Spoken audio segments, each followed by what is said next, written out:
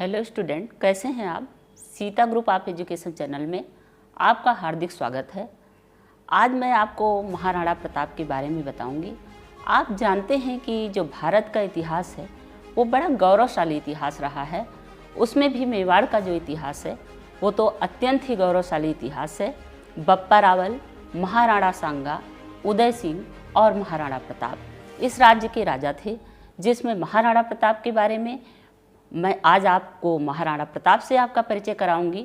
महाराणा प्रताप कौन थे, उनका जन्म कहाँ हुआ, उनके माता पिता कौन थे, अकबर के साथ उनका युद्ध क्यों हुआ और अकबर भी उनकी महानता को कैसे स्वीकार करता था और अंत में भामा शाह ने उनको कितना धन दिया, इन सभी बातों पर आज मैं विस्तार से आपसे चर्चा करूंगी। तो चलिए आइए मैं महाराणा प्रताप से आपको जोड़ती हूँ। महाराणा प्रताप का जन्म 9 मई 1540 को राजस्थान के कुंभलगढ़ दुर्ग में हुआ था। इनके पिता का नाम उदय सिंह द्वितीय था और माता का नाम जयवंता बाई था। बच्चों, आप उदय सिंह द्वितीय के बारे में जानते हैं। ये वही उदय सिंह हैं जिनको आपने दीपदान कहानी में पढ़ा है। पन्नाधाय जिन्हें बचाकर बेरिस नदी के पार ले गई थी, बनबीर से पन्नाधाय ने बचाया था, वही उदय सिंह राणा प्रताप के पिता थे।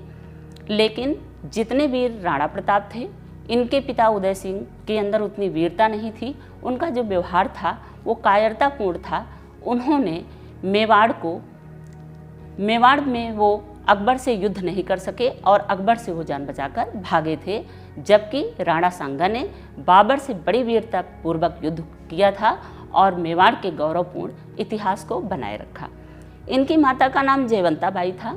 जयवंता बाई के बारे में भी बच्चों मैं थोड़ा सा आपको बता दूं कि जो जयवंता बाई थी ये एक कृषक परिवार की कन्या थी। एक बार ये अपने हाथ में 4-4 बछड़ों को लिए हुए पहाड़ी पर, अरावली की पहाड़ियों पर चढ़ रही थी। राणा प्रताप उस समय इनके पिता आखेट के लिए गए थे उदय सिंह। इन्होंने देखा कि एक कृषक बाला बड़ी सबल, बहुत स्वस्थ और अपने हाथ में लगाम पकड़े हुए 4 बछड़ों की और ऊपर जो है सिर पर बोझा रखे हुए और अरावली की सीधी पहाड़ियों को चढ़ती चली जा रही है। बड़े ध्यान से वो उस कन्या को देखते रहे। उन्हें लगा कि जो कन्या इतनी सबल, स्वस्थ और इतनी निर्भीक है तो इसका अगर कोई पुत्र होगा तो वो कैसा होगा। और यही उनकी विचारधारा कहीं ना कहीं जयवंता बाई के महारानी बनने का कारण बना।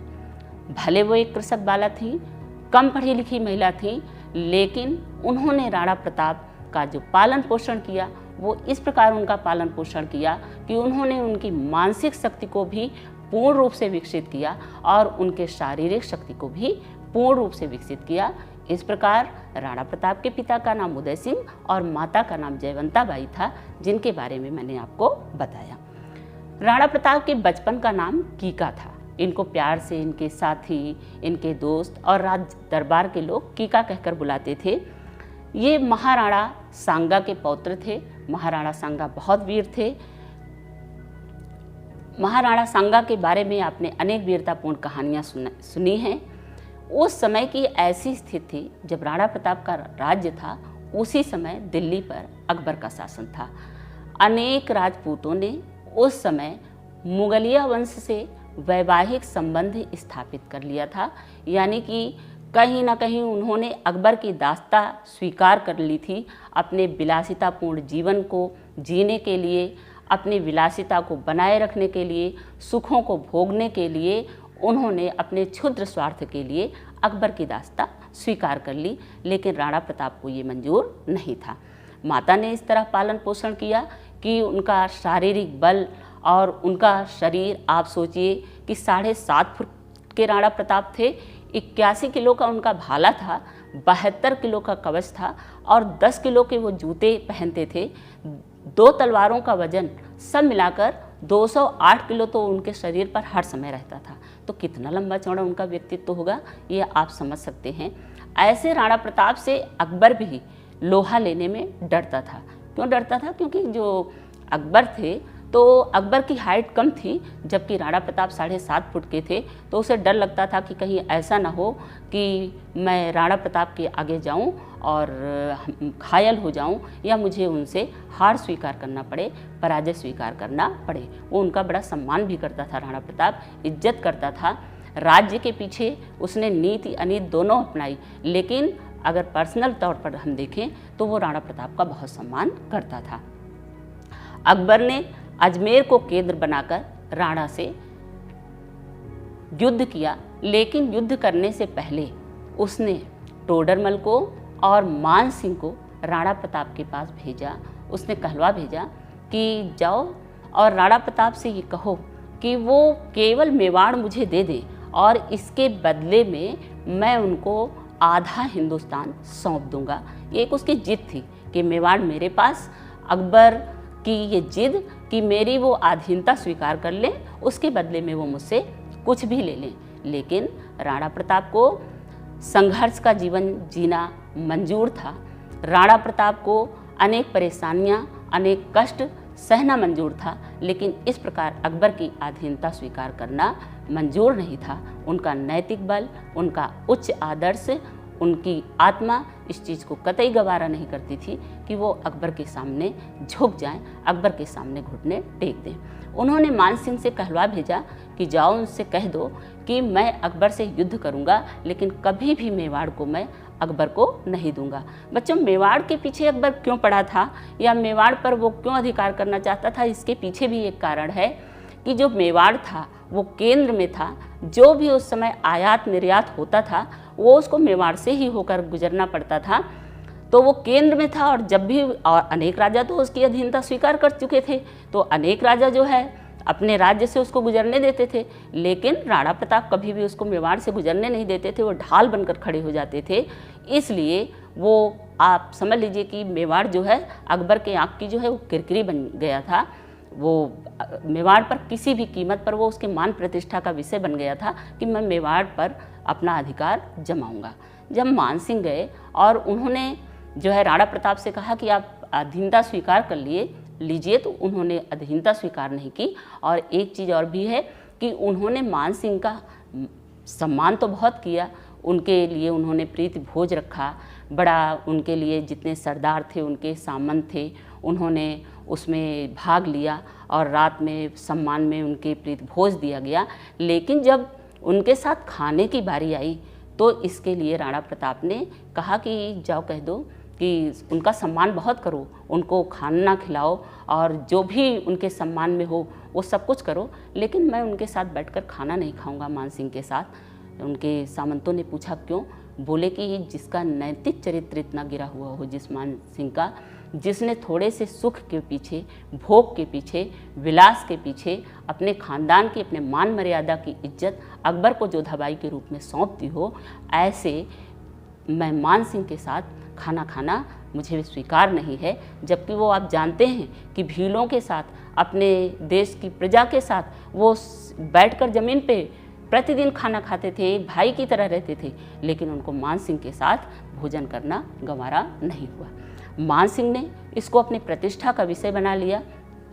उसने जाके अकबर से बताया और अकबर से उसने कुछ अच्छी, कुछ नीत की बातें, कुछ अनीत की बातें और कुछ राणा प्रताप के खिलाफ ज़्यादा बातें कहीं, जिससे अकबर और भी क्रोधित हो उठा और उसने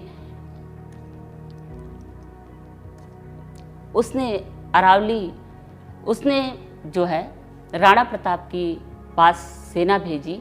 आप जानते हैं कि जो हल्दी घाटी का युद्ध हुआ, उस हल्दी घाटी की युद्ध में राणा प्रताप की 20,000 सेना और अकबर की 80,000 सेना थी। अब आप सोचिए, एक तरफ 80,000 सेना और एक तरफ 20,000 सेना, और उसने उसमें नेतृत्व किसका था? उसने आसिफ खां को भेजा, अपने पुत्र सलीम को भेजा। दोनों नेतृत्व कर रहे थे उस सेना का। अकबर की सेना आमने सामने थी राणा प्रताप की सेना के। दोनों सेनाएं युद्ध कर रही थी, गाजर मूली की तरह दोनों तरफ की सेनाएं कट रही थी। लेकिन एक तरफ 80,000 सेना हो और एक तरफ 20,000 सेना हो।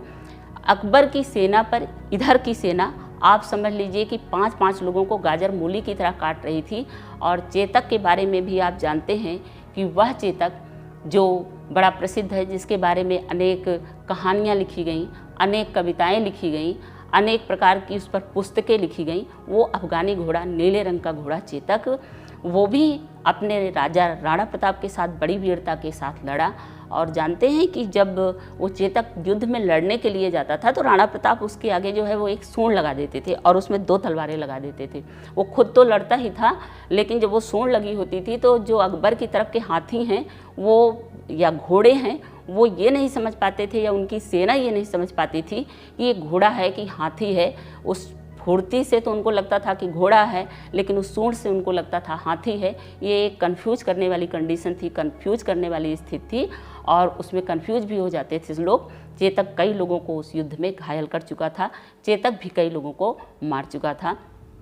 उस युद्ध में राणा प्रताप घायल होते हैं, क्योंकि उनकी 80,000 की सेना के साथ बड़ी वीरता से राणा प्रताप की सेना लड़ती है, लेकिन अंततः राणा प्रताप उसमें जब घायल होने की अवस्था में होते हैं तो उनका एक सरदार जिसका नाम था झाला, वो राणा प्रताप को समझाता है कि आप जो है यहाँ से निकल जाइए, क्योंकि अभी मेवाड़ को आपकी ज़रूरत है, आप यहाँ से किसी तरह निकल जाइए। लेकिन राणा इस बात के लिए तैयार नहीं होते कि अपने सैनिक को वो मझधार में छोड़कर, अपने सैनिकों को, अपनी सेना को छोड़कर वो निकल जाएं। वो इनकार कर देते हैं इस बात के लिए, बहुत मना करते हैं, लेकिन सभी उनसे अन्य विनय करते हैं कि अभी मेवाड़ पर केसरिया ध्वज फहराना है, सिसोदिया कुल की लाज रखनी है, इसलिए आप यहाँ से निकल जाइए।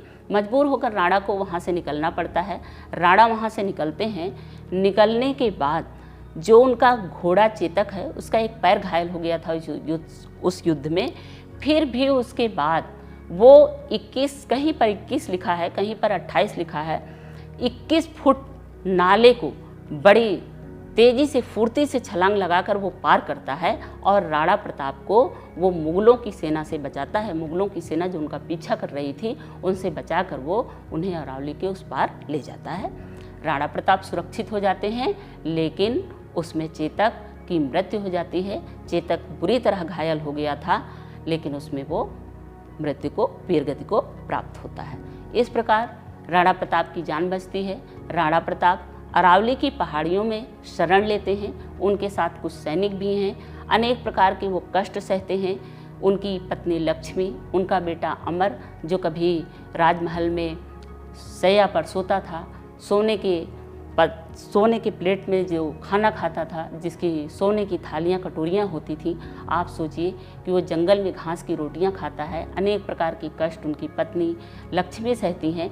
लेकिन राणा प्रताप थोड़ी देर के लिए विचलित होते हैं, थोड़ी देर के लिए उनके अंदर अंतर्द्वंद चलता है, लेकिन फिर उनकी विचलन समाप्त हो जाती है और वो फिर एक बार अपने अंदर एक संकल्प लेते हैं कि मैं किसी भी कीमत पर जो है वो मेवाड़ पर अकबर का कब्जा नहीं होने दूंगा। उसी समय उनके पास पृथ्वीराज भामा शाह को लेकर आते हैं। भामा शाह उनके सामने आते हैं।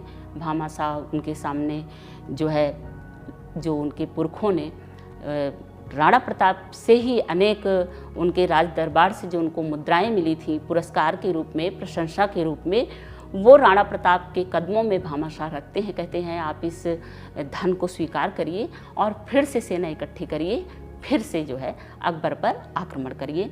राणा प्रताप उस धन को लेने से इनकार कर देते हैं। वो कहते हैं कि जिसको मेरे पुरखों ने दे दिया है उस धन को मैं पुनः वापस नहीं लूँगा। लेकिन बड़ी विनम्रता के साथ भामाशाह ये तर्क रखते हैं कि जब देश पर संकट आए तो देश पर संकट आने पर केवल राजा का ही अधिकार नहीं होता है, ये प्रजा का भी अधिकार बनता है, प्रजा का भी कर्तव्य बनता है कि वह अपने देश की रक्षा करे। राणा प्रताप को वो अनुनय विनय के साथ समझाते हैं।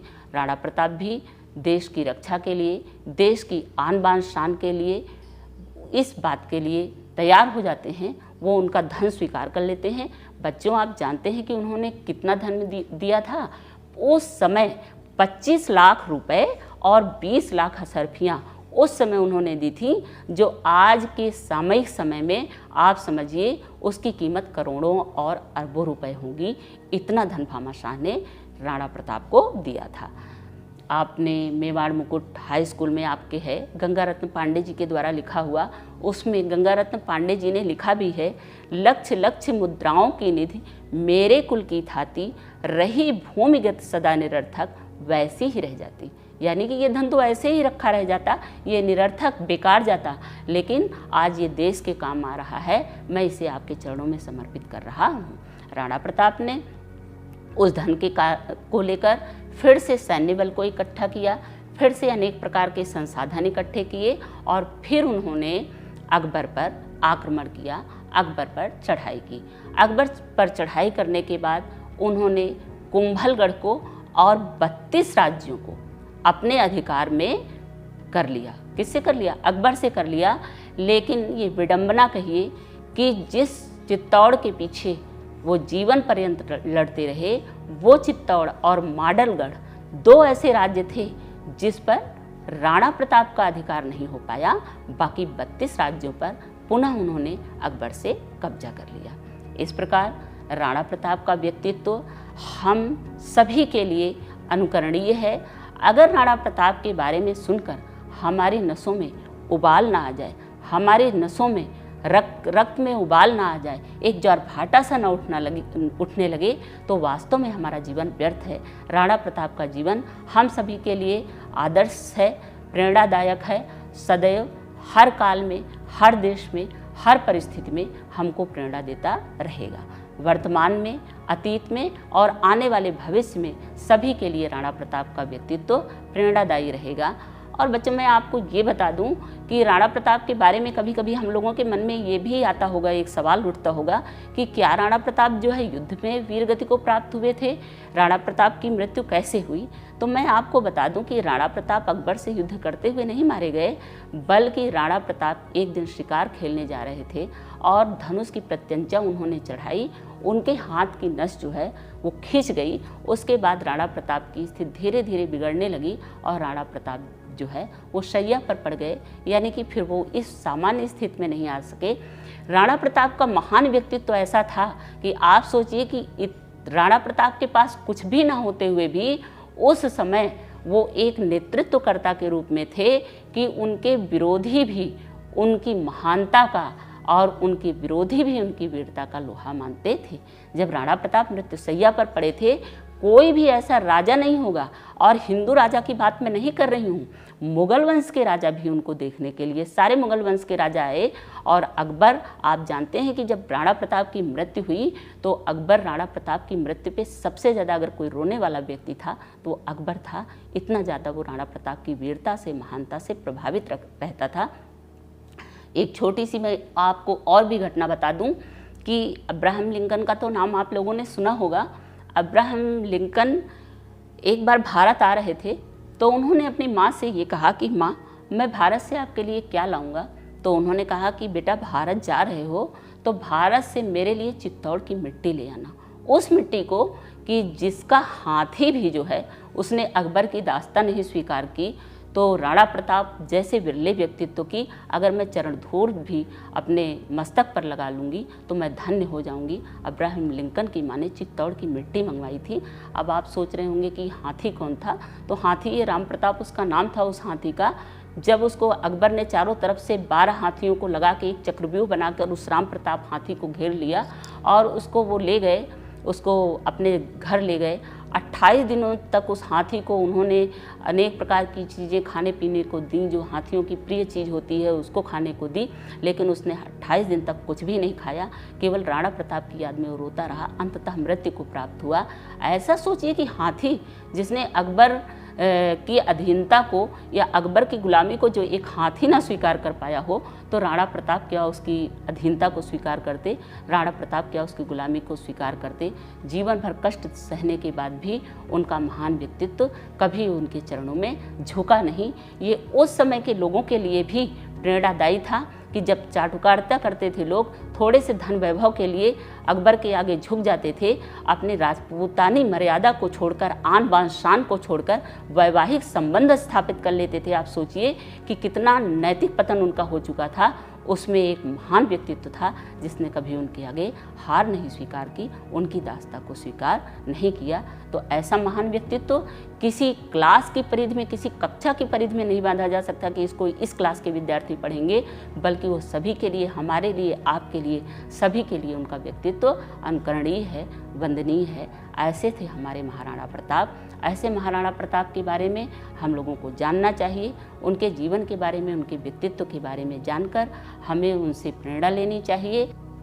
साधन और संपन्नता के लिए अकबर के आगे झुक गए, उसकी चाटुकारिता की, तब भी राणा प्रताप ने कभी उसके आगे सिर नहीं झुकाया। मेवाड़ की आन बान शान के लिए जीवन पर्यंत उन्होंने अनेक कठिनाइयों को सहा। आप में गंगारत्न पांडे के द्वारा लिखा हुआ जो मेवाड़ मुकुट लगा हुआ है, उसमें भी एक क्वेश्चन आपका मैं छोटा सा बता दूं कि अगर पूरे का ये निकालूं मैं कि मेवाड़ मुकुट का प्रतिपाद्य विषय क्या है, या गंगारत्न पांडे जी मेवाड़ मुकुट के माध्यम से क्या कहना चाहते हैं, तो मैं छोटे में या संक्षिप्त आपको बताऊं कि उसमें उन्होंने यह बताने की कोशिश की है कि जो ये इतिहासकार है ना, ये एक कोशिश करते हैं कि लोगों को ये बताया जाए कि अकबर का और राणा प्रताप का जो युद्ध था वो हिंदू मुस्लिम का युद्ध था, यानी वो सांप्रदायिकता से भरा हुआ था। लेकिन आप जानते होंगे, आपने अगर पढ़ा होगा, कहीं भी थोड़ा भी पढ़ा होगा, तो आप जानते हैं कि अकबर की सेना में हिंदू सैनिक थे और राणा प्रताप की सेना में मुगल सैनिक थे।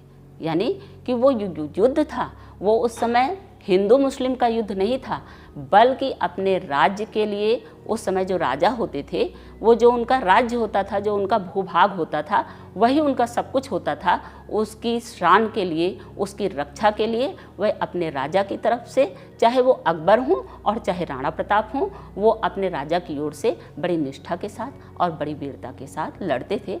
ऐसे युद्धों को सांप्रदायिकता का माहौल नहीं दिया जा सकता, इन्हें सांप्रदायिक नहीं कहा जा सकता। दूसरा, मेवाड़ मुकुट के माध्यम से ये बताया गया है कि उस समय भी राज दरबारों में आपस में ईर्ष्या और द्वेष की भावना होती थी। जैसे पृथ्वीराज जाकर थोड़े दिन के लिए मिल तो गए अकबर से, लेकिन उन्होंने देखा कि कितना छल कपट और कुचक्र, साम दाम दंड भेद की नीति राज दरबारों में अपनाई जाती है। इसलिए वहाँ थोड़े दिन तो रहे और अंततः वो लौटकर फिर किसके पास चले आए? राणा प्रताप के पास चले आए। तो उस समय भी राज दरबारों में साम दाम दंड भेद की कूटनीति चलती थी। आज के माहौल में भी ये उसी तरह चली आ रही है। भामा शाह का चरित्र एक ऐसा चरित्र है जिसके माध्यम से ये बताया गया है कि आज के मंत्री, भ्रष्ट अफसर, नौकरशाह जब थोड़े थोड़े पैसों के लिए अपने देश को बेचने के लिए तैयार हैं, अपनी मान मर्यादा को बेचने के लिए तैयार हैं, अपने नैतिक चरित्र को बेचने के लिए तैयार हैं, उस समय आप सोचिए कि मैंने अभी आपको बताया था पीछे कि भामा शाह ने इतना धन दिया था कि 25,000 लोगों का 12 वर्षों तक खर्च चल सकता था। 25,000 लोगों का 12 वर्षों तक खर्च, सोचिए कितना धन दिया था। आज के समय में अगर उसका आकलन किया जाए तो वो धन अरबों खरबों में था। तो भामा शाह का चरित्र भी अपने में एक अद्वितीय चरित्र था। ऐसा ही चरित्र था जैसे कर्ण का चरित्र था, ऐसा ही चरित्र था जैसे शिव और दधीच का चरित्र था, ऐसा ही भामा शाह का चरित्र अगर आप देखिए तो मध्ययुगीन चरित्र था। तो राणा प्रताप के चरित्र के बारे में मैंने बच्चों आपको बताया कि राणा प्रताप का व्यक्तित्व हम लोगों के लिए कितना अनुकरणीय है। आइए हम सभी राणा प्रताप के चरित्र से शिक्षा लें, उनको अपने जीवन का आदर्श बनाएं और अपने नैतिक बल को मजबूत करते हुए अपने देश को, अपने परिवार को ऊंचाई की ओर ले जाएं। हमें हमेशा अपने कर्तव्य बोध का ध्यान रहे, हम हमेशा अपने कर्तव्य के मार्ग पर डटे रहें। धन्यवाद।